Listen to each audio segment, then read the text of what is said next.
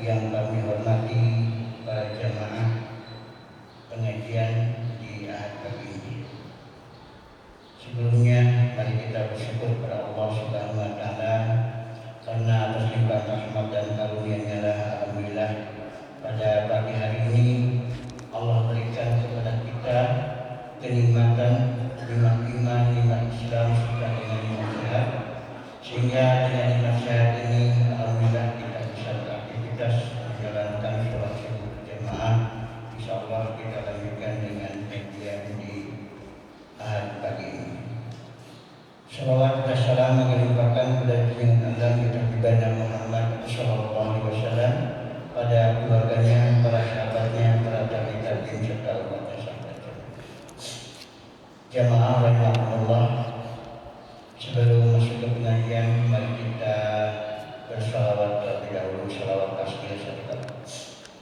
Allahumma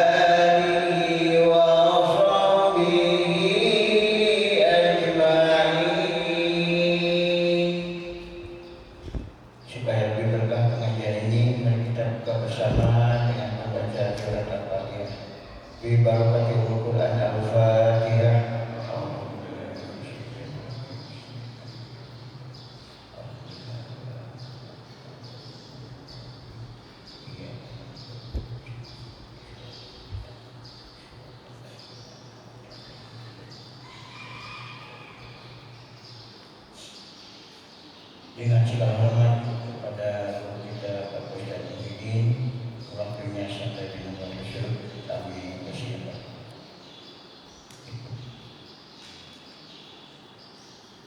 Assalamualaikum warahmatullahi wabarakatuh. Waalaikumsalam warahmatullahi wabarakatuh.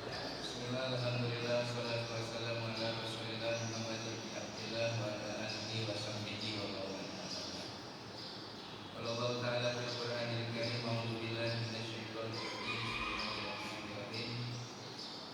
Wa qala rabbukum ud'uni astajib lakum wa qala aidan wa idza sa'alaka ibadi anni fa inni qarib ujibu da'watad da'i idza da'an. Qala Nabi sallallahu alaihi wasallam afdalul ibadi a'imah.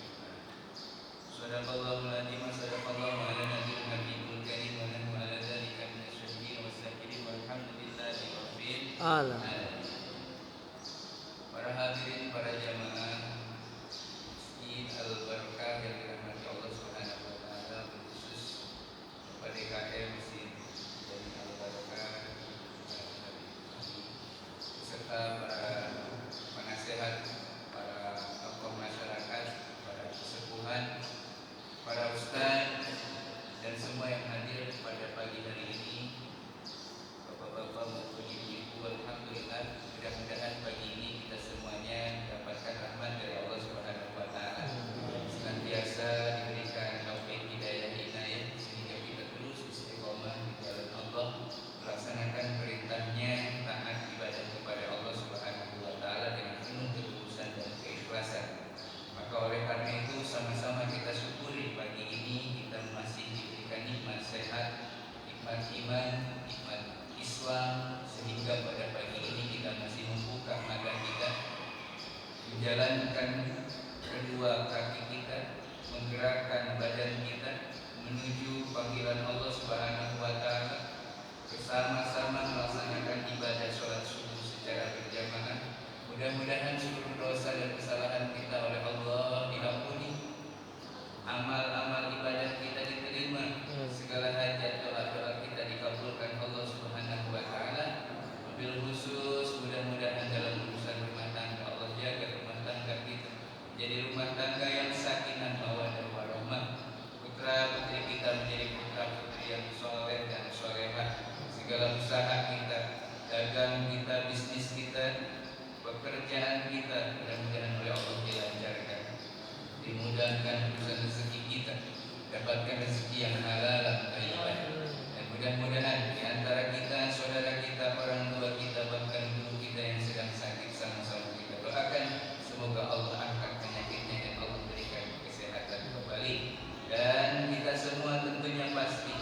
akan ditinggalkan, baik kita yang meninggalkan terlebih dahulu atau kita yang ditinggalkan terlebih dahulu. Kita doakan semuanya semoga seluruh dosa-dosanya diampuni, amal ibadahnya diterima, dan kita suatu saat pun akan menyusul, mudah-mudahan wafat dalam keadaan husnul khotimah. Amin ya rabbal alamin. Al-Fatihah. Alhamdulillahirabbil alamin arrahmanir rahim maliki yaumiddin. Iyyaka na'budu wa iyyaka nasta'in ihdinas siratal mustaqim siratal ladzina an'amta 'alaihim ghairil maghdubi 'alaihim waladdallin. Para hadirin jamaah salat subuh yang dirahmati Allah Subhanahu wa taala.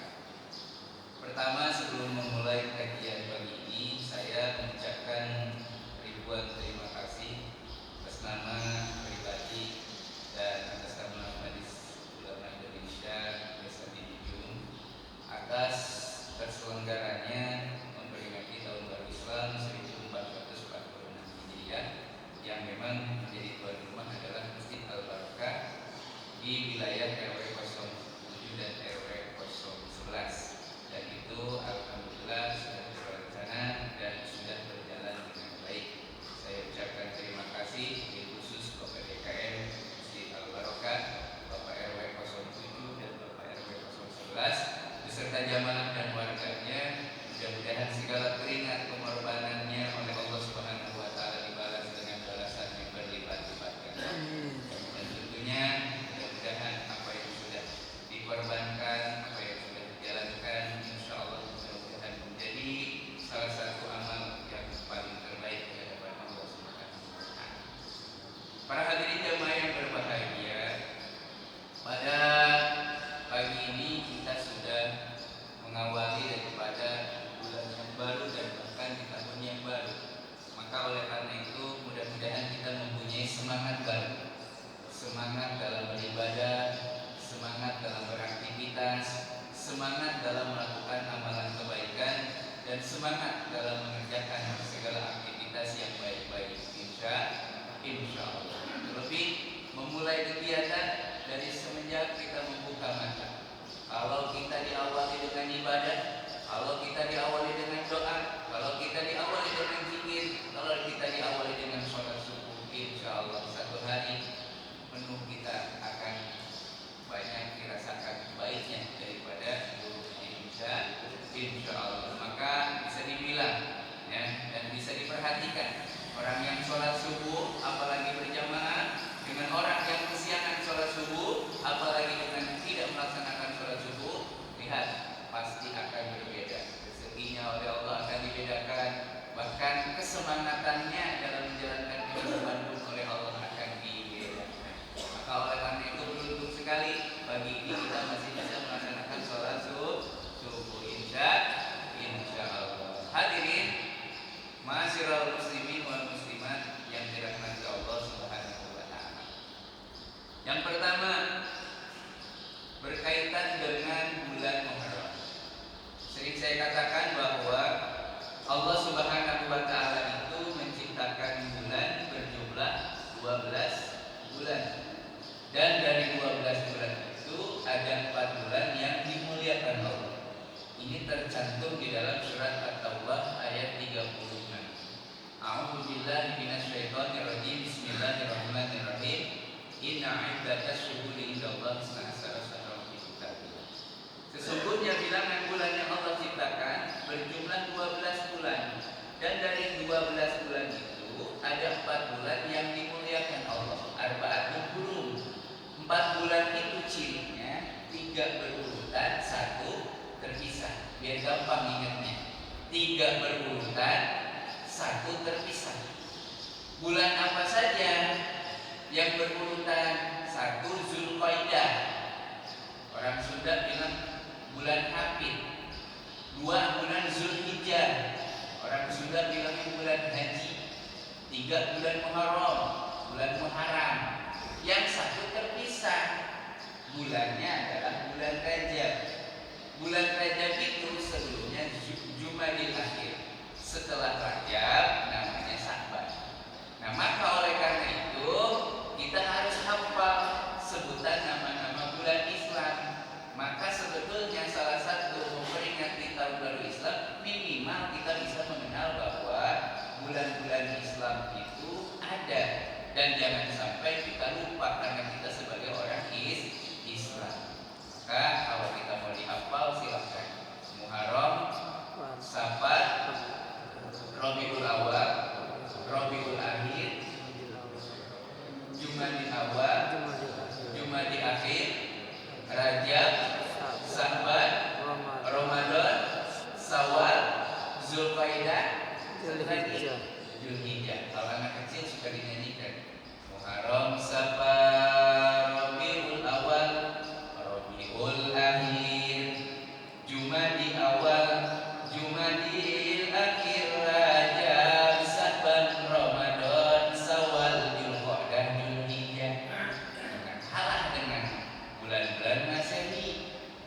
kalau bulan nasi sambil lari, sambil merem, sambil tiduran apa?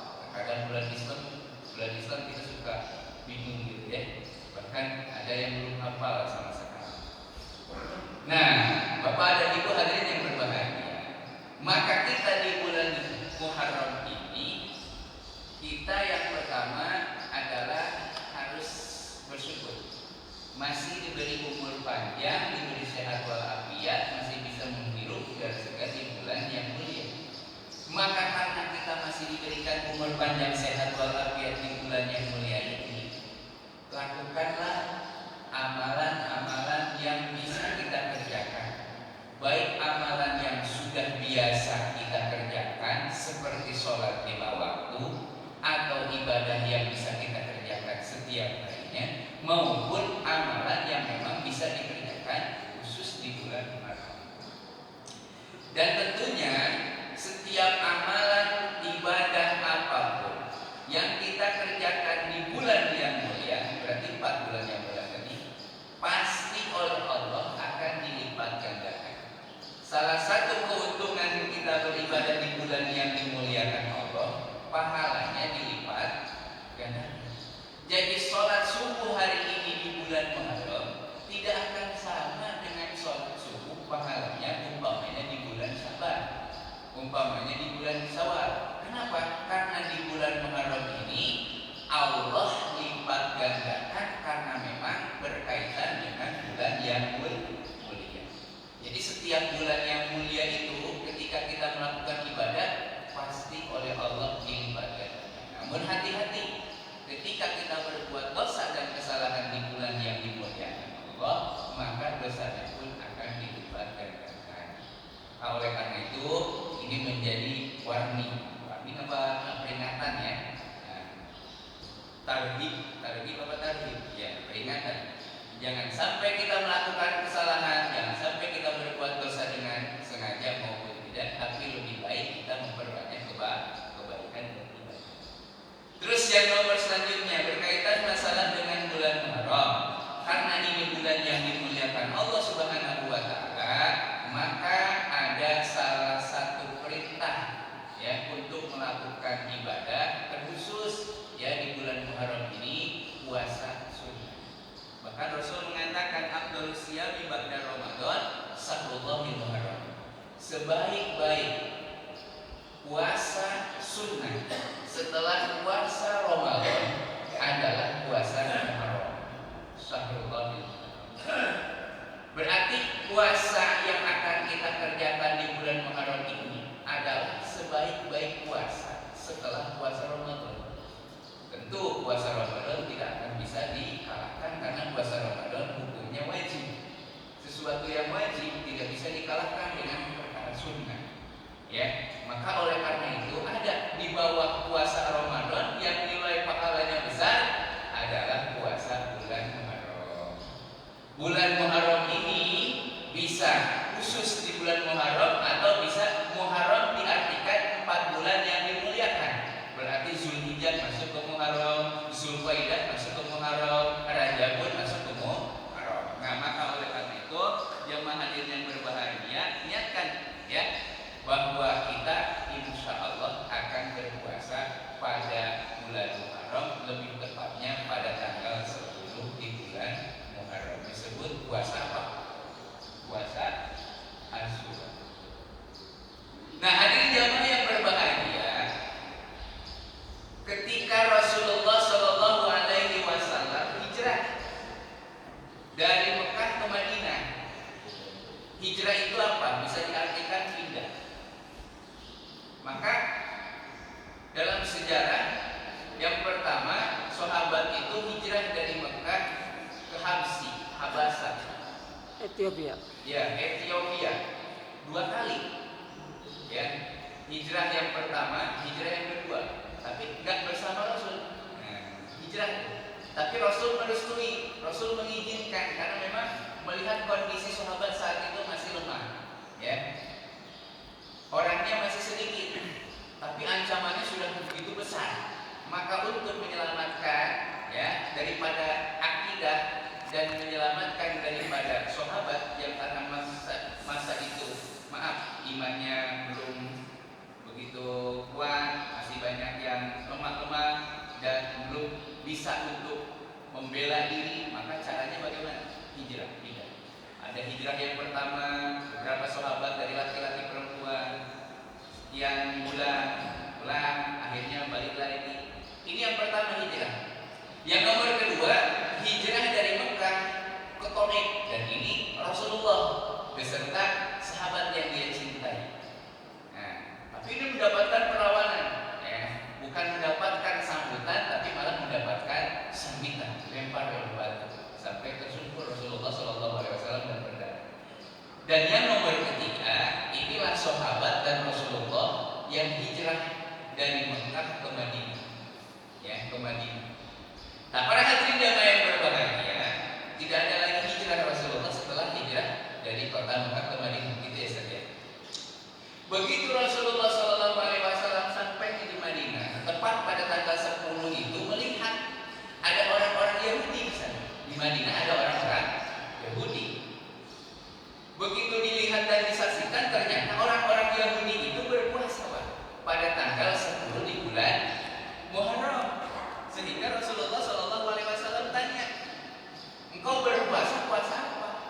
Orang-orang Yahudi menjawab, kami berpuasa pada tanggal 10 di bulan Muharram ini karena kami mensyukuri Nabi kami, Rasul kami dimenangkan oleh Allah. Siapa yang Nabi Musa? Bagaimana ceritakannya? Bahwa Musa beserta kaumnya pada tanggal 10 di bulan Muharram mendapatkan kemenangan daripada kejaran Fir'aun dan tentaranya yang ada sejarah belah lautan itu, Pak. Sehingga terselamatkanlah Nabi Musa beserta kaumnya Bani Israel dan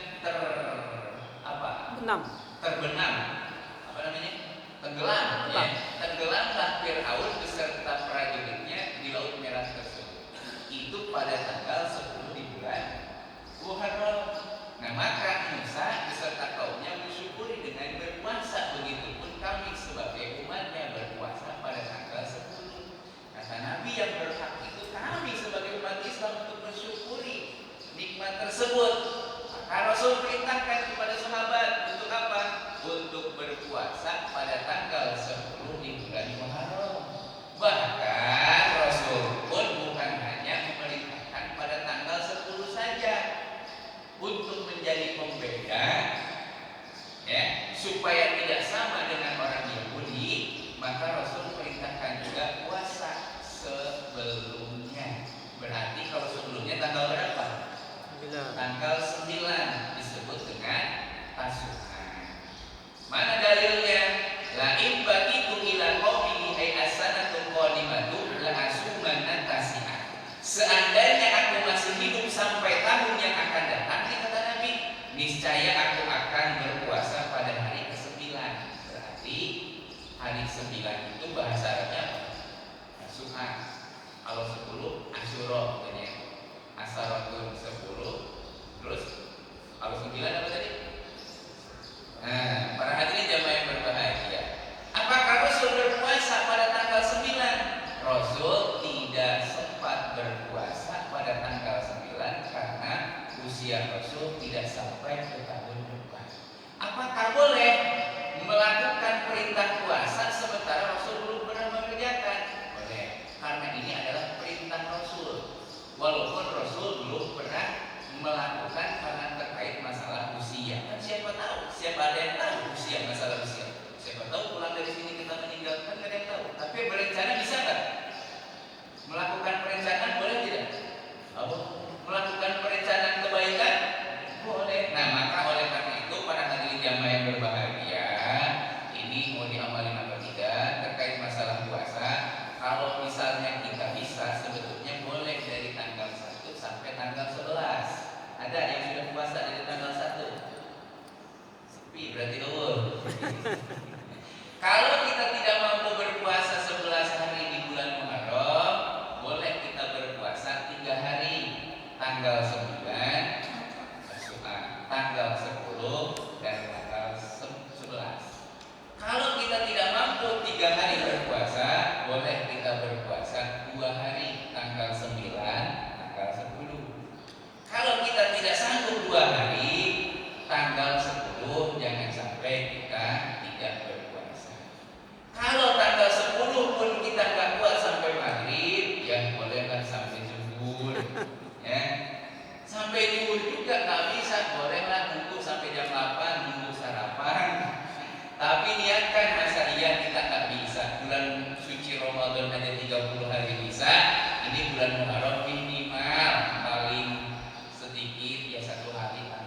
10. Kalau bisa 2 hari, tanggal 9 dan tanggal 10. Ya.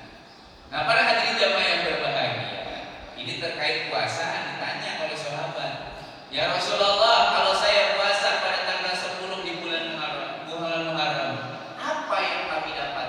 Pahalanya apa? Maka Rasul menjawab, yukaffiru sanatal madiyah. Barang siapa yang berpuasa pada tanggal 10 di bulan Muharram, maka Allah akan ampuni dosa 1 tahun yang sudah terlewat. Kalau kemarin di bulan Dzulhijjah, yukaffiru sanatal madiyah wal baqiyah, beda. Kalau bulan Dzulhijjah malah lebih besar, 1 tahun yang sudah terlewat oleh Allah diampuni, bahkan 1 tahun yang akan datang oleh Allah diampuni 2 tahun. Kalau bulan Muharram 1 tahun. Letak perbedaannya di mana? 1, kalau di bulan Dzulhijjah puasanya memang puasa yang Rasul kerjakan. Kalau di bulan Muharram ini puasa yang memang dikerjakan oleh Nabi Musa. Nah, oleh Nabi Musa, Rasul mengikuti apa yang Nabi Musa kerjakan. Ya, maka para hadirin jemaah yang berbahagia, terkait masalah pahalanya lebih besar bulan Zulqa'dah kemarin 2 tahun, 1 tahun yang sudah terlewat, 1 tahunnya akan datang. Kalau bulan Muharram besar juga, 1 tahun yang sudah terlewat. Pertanyaannya, mau apa tidak? Niat apa enggak? Ya, mau pahala apa enggak gitu kan? Insya Allah. Nah, hadirin jamaah yang berbahagia, terkait masalah bulan Muharram. Nomor kedua, di bulan Muharram ini bisa dibilang juga dengan bulan diampuni dosa-dosa.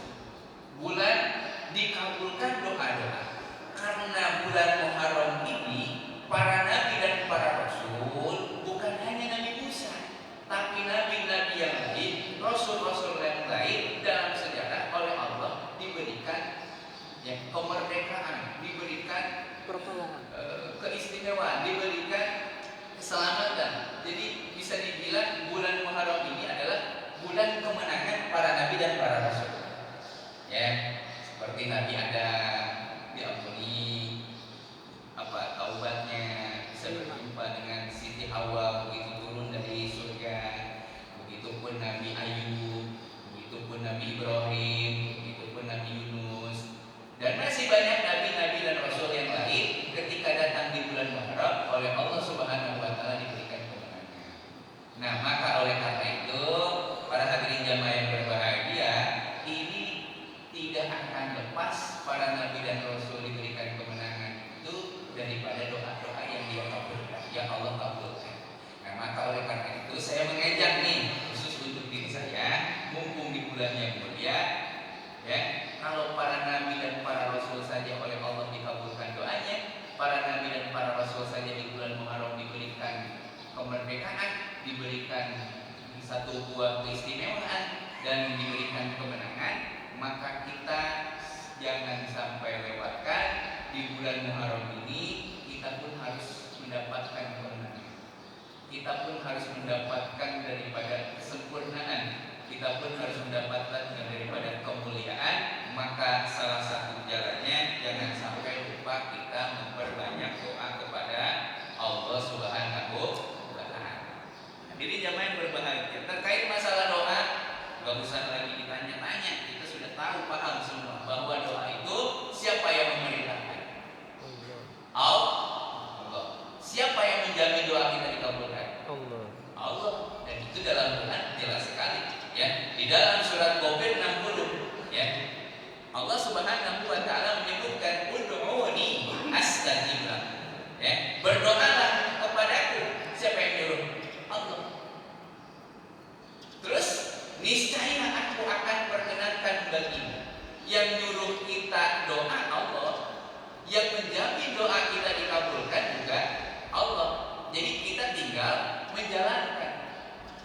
Diulang lagi, yang nyuruh kita doa Allah, yang menjamin doa kita dikabulkan Allah. Tugas kita berdoa dengan baik. Urusan masalah ijabah bukan urusan kita, itu urusan Allah. Allah yang nyuruh, Allah yang menjamin, kita yang mengerjakan. Insya Yang nomor kedua dikuatkan dalam surat Al-Baqarah 186, wa idza sa'alaka 'ibadi anni fa inni qarib ujibu da'watad da'i idza da'a.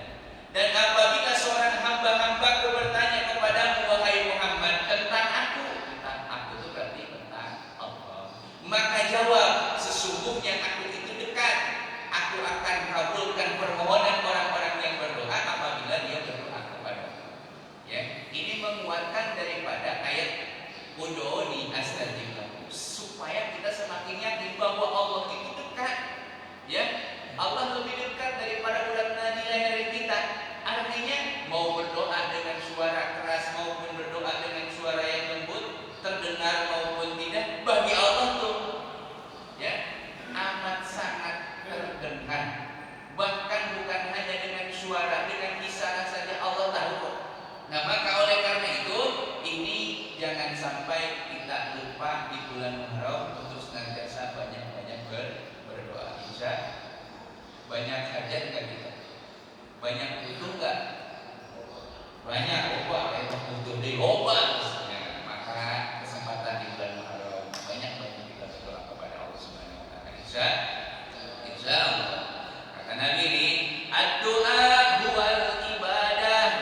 Doa itu bagian daripada ibadah.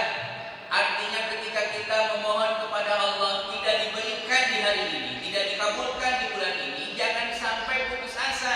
Tanpa Allah kabulkan doa kita masih mendapatkan keuntungan. Kenapa? Karena setiap kita berdoa sudah dicatat sebagai ibadah. Semakin banyak kita berdoa, semakin banyak ibadah kita di hadapan Allah Subhanahu wa Ta'ala. Maka pantas Rasul mengatakan afdhalul ibadah doa. Ya, sebaik-baiknya ibadah itu adalah doa. Ibadah yang paling utama adalah doa. Nah, coba kita lihat dalam sholat saja. Pengertian menurut bahasa sholat itu apa? Doa. Karena yang kita lihat dan kita baca, hampir semua bacaan yang kita baca dalam praktek sholat itu isinya doa. Mulai dari takbir sampai salam isinya doa. Takbiratul ihram, doa iftitah, Fatihah itu doa. Ketika kita rukuk, sujud sampai salam itu pun isinya doa. Maka ada seseorang ketika dia sholat, beres sholat tanpa doa pun sebetulnya itu sudah cukup. Kenapa? Karena dalam sholat sudah berdoa. Tapi lebih sempurnanya lagi ketika kita beres sholat kita berdoa. Ya, itu mah katanya ada yang sendiri-sendiri, maka ada yang berjamaah, maka yang paling utama yang mana? Sendiri apa berjamaah? Ya, kalau saya sih lebih utamaan berjamaah, dipimpin sama seorang imam. Biar kalau imamnya tidak khusyuk dalam berdoa, barangkali ada jamaah yang ikhlas, yang tulus ketika mengamini. Allah lihat bukan personal satu orang dua orang, tapi Allah melihat jamaahnya. Maka untuk berjamaahnya itu ketika kita melaksanakan sholat subuh, satu saja ada yang khusyuk dalam sholat berjamaah, maka Allah lihat bukan hanya satu, tapi Allah seluruhnya. Insya Allah. Hadirin jamaah yang berbahagia. Maka oleh karena itu harus yakin ketika kita sedang berdoa. Hebatnya doa itu Pak, sampai bisa merubah kodok dan kodar Allah Subhanahu wa Ta'ala. La yarudul qadara illa du'a wa la yazidul fil umri illa dzikr. Tidak ada yang dapat menolak qada, kepastian ketentuan Allah kecuali dengan doa, dan tidak ada yang bisa menambah umur kecuali dengan kebaikan. Jadi kalau kita ingin berdoa pagi begitu kita membuka mata dengan doa alhamdulillahilladzi ahyana ba'dama amatana wa ilaihi nusur. Kita sekarang sudah ada yang ingetin, ya, ada tuh marhum kita, ya, setiap sebelum subuh tahrim dulu, diingetin, ya, dibangunin, pakai alarm hidup, ya, biasanya kita susah bangun tidur. Nah, sekarang sudah ada yang bangunin, harusnya kita mengucapkan syukur alhamdulillah, dibacain tuh, jadi bangun sholat subuh alhamdulillah. Para hadirin jamaah yang berbahagia, terkait masalah doa maka ada adab-adabnya. Oh, kalau kita mau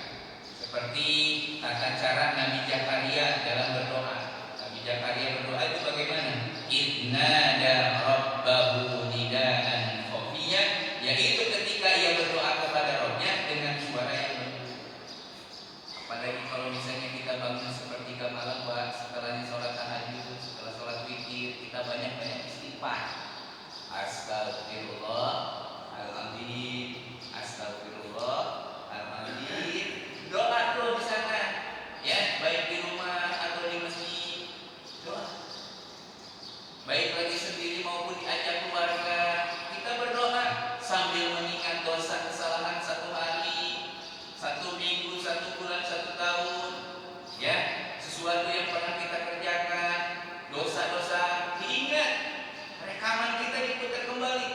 Ya, sesuatu yang pernah menyakiti orang, pernah membohong orang, pernah ini, pernah itu.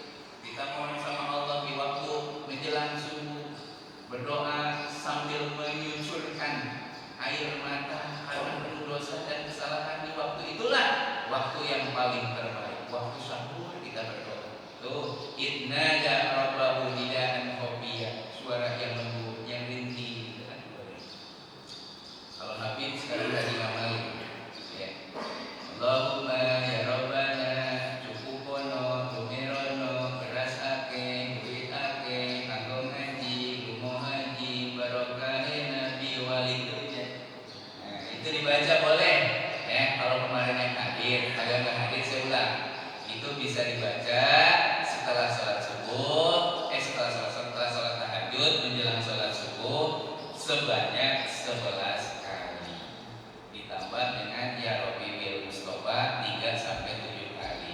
Insya Allah kalau kita pengen bisa muka haji katanya. Ya, itu doa isinya bahasa Jawa ya.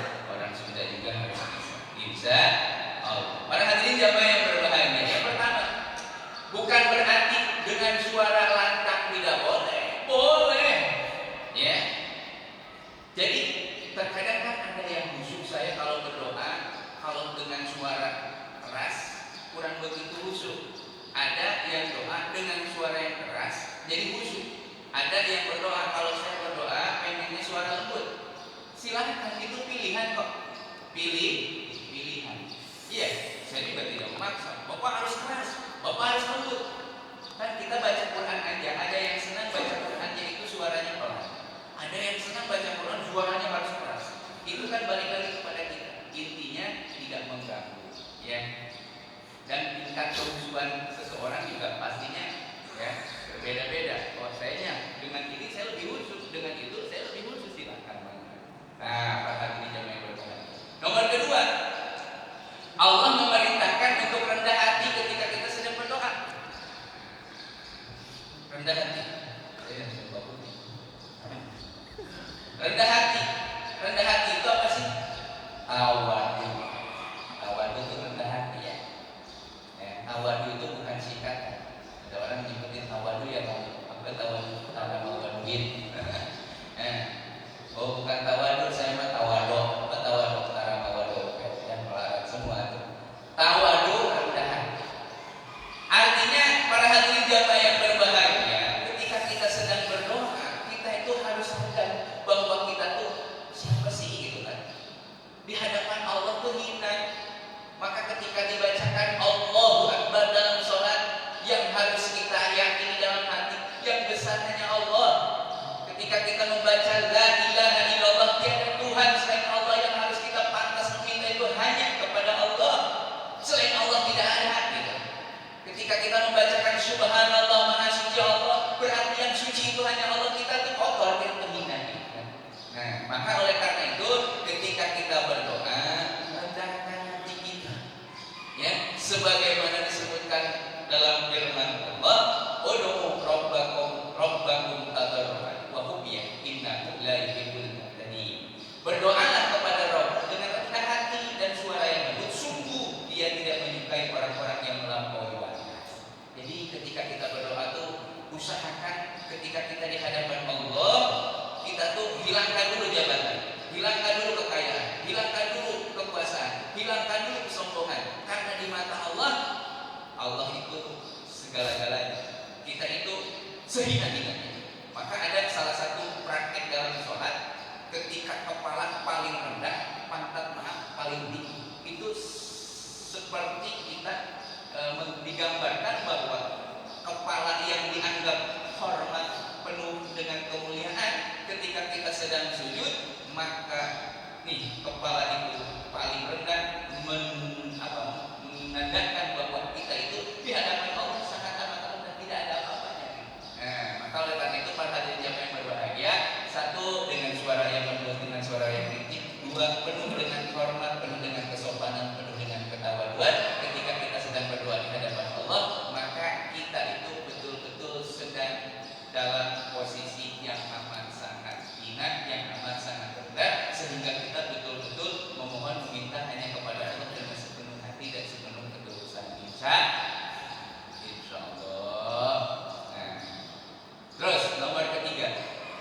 Rasul pun mengajarkan agar kita berdoa dengan kalimat yang ringkas namun syarat dengan makna.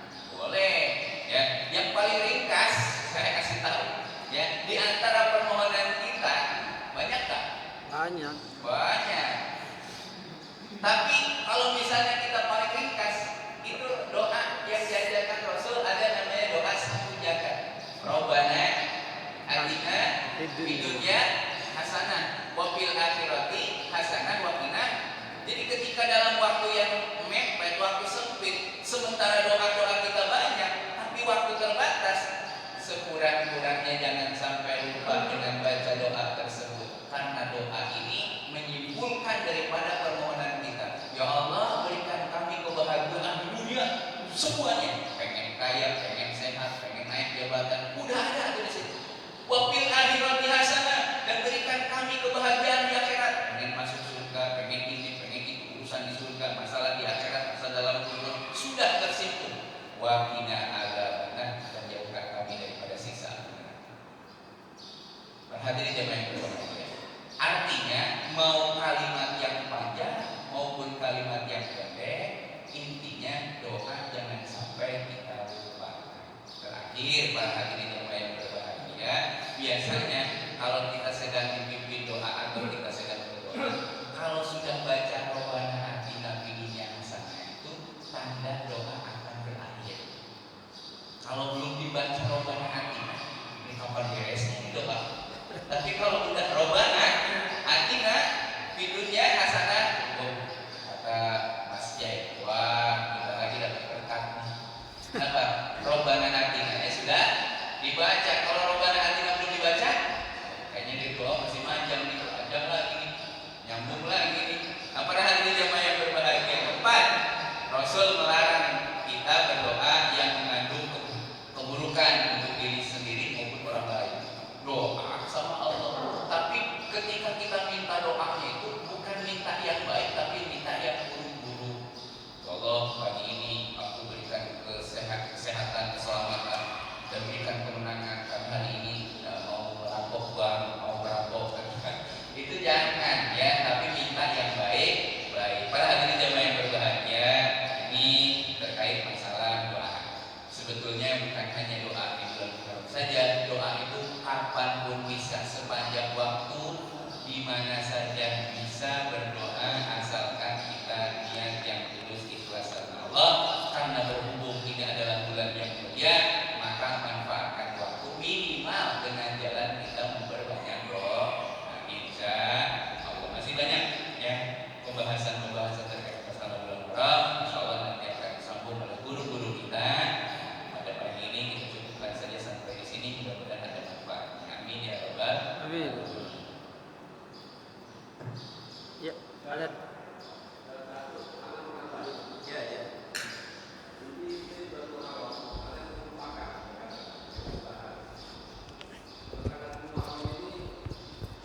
Kejadian yang membuat Nabi kita sedih karena pembantaian para cucunya Nabi Sayyidina Husain, orang munafik.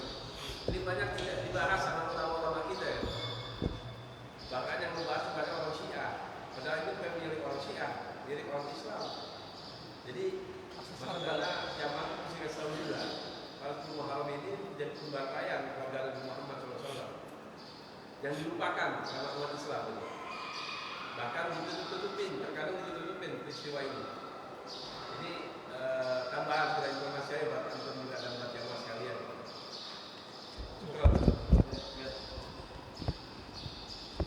Baik, yang lain? Masih 2 menit. Cukup. Iya.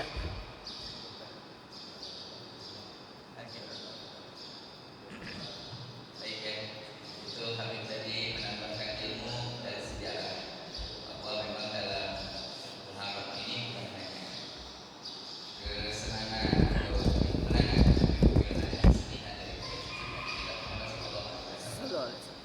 Para hadirin jamaah yang berbahagia, oleh karena itu kita tutup saja pada pengajian pagi ini